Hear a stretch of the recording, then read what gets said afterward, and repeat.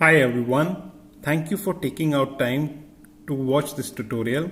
Welcome to my channel. My name is Khalid, and in this tutorial you will learn how you can develop leadership skills.